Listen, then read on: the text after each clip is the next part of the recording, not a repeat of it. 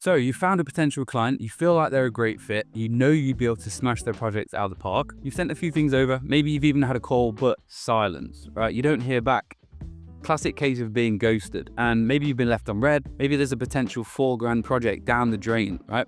And it's time you finally understood why that happened. So today we're going to put a few things in place over the next 5 minutes to stop this happening in the future. And time's short, so I'm going to make this video as effective as possible. But just for context, so you know, I'm not bluffing, right? I've made over 800,000 using platforms like Upwork, Instagram, etc. And it's taken me a few years to get here, but it's taken me even longer to figure out how to communicate in a way that makes clients want me, that makes them want to reply to me. So first, fun fact, you might not know, but clients are human, right? They're not just numbers on a screen. They're busy, limited time like the rest of us, and they've got important decisions to make. So it's likely they're talking to a handful of other people too. They know you can do your job. They know you've got the skills, but why you instead of somebody else, right? So you've got to understand it from their brain.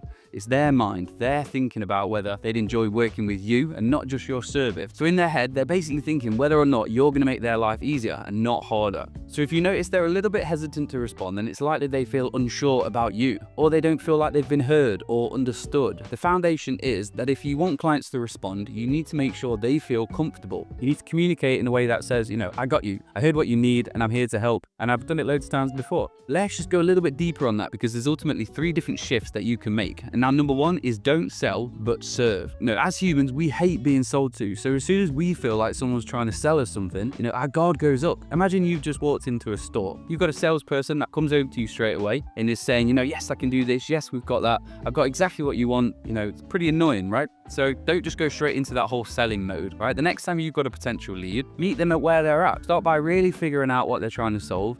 Ask questions, but ultimately show that you're interested. Stop saying things like, I'd love to work with you on this. I've got 5 years experience. I noticed you're looking for this. I've done this, So instead, you want to say things like, I've worked with similar clients before, but I'd love to understand a little bit more about your situation, right? It could be anything, but do you understand the difference? You're not just selling, but you're connecting and you're understanding. And that small little shift can make a big difference. It shows that you're interested in the project and not just the paycheck at the end. Now, before I keep going, I just want to make it clear that I don't want to make these videos an hour long like a lot of people do, right? I want to make little condensed snippets because our time's valuable. So all I ask is if you appreciate that, all I ask is a subscription, drop a comment, send this to someone who you think could appreciate it. But let's get into it. Number 2 is don't rush. I'm sure you've all been in the dating scene here or there, but how much do we all hate it when people are asking, so what are we? Right? They're sending 5 messages at a time. You've got notifications pinging through everywhere. It can really turn you off, right? And it's the same with clients. In your head, you might be thinking maybe they just need a little bit of a nudge, or maybe I should just check in once again, but it's not coming through like that, okay? Clients don't like feeling pressured or rushed, especially from someone that they barely know, right? So instead, after you've given your initial proposal,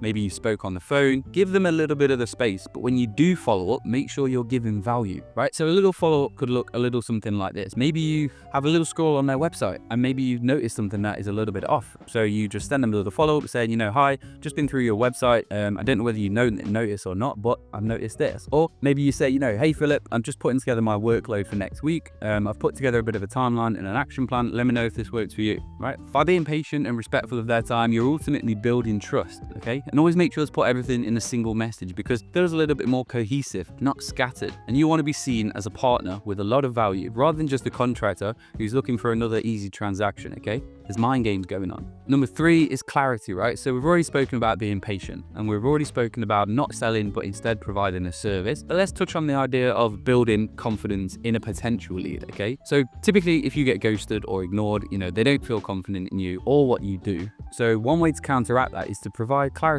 clarity around your process, clarity around what it's like with working with you, clarity around whether you've done this before, right? So as an example, let's say you're a designer. You want to be running them through exactly what they can expect. It could be a handful of initial ideas, then it could be a bit of a feedback loop, then it could be final refinements before finalizing the project result. But by laying it all out, you not only help them understand what happens next, but you're also showing them that you're experienced, that you're organized, that you're reliable, that the process is easy and seamless, okay? Ultimately, they want to hire someone that knows what they're doing, but can also communicate it clearly. And that's where a lot of you are going wrong. Now, number 4 is reason. And this is all about kind of reducing the friction. Because ultimately, if there's no reason to reply to you, then why should they, right? So your goal is always to make it easy for them to reply to you. You know, they should know the next steps or how to respond. And an easy way to do that is to give them a little bit of a springboard, right?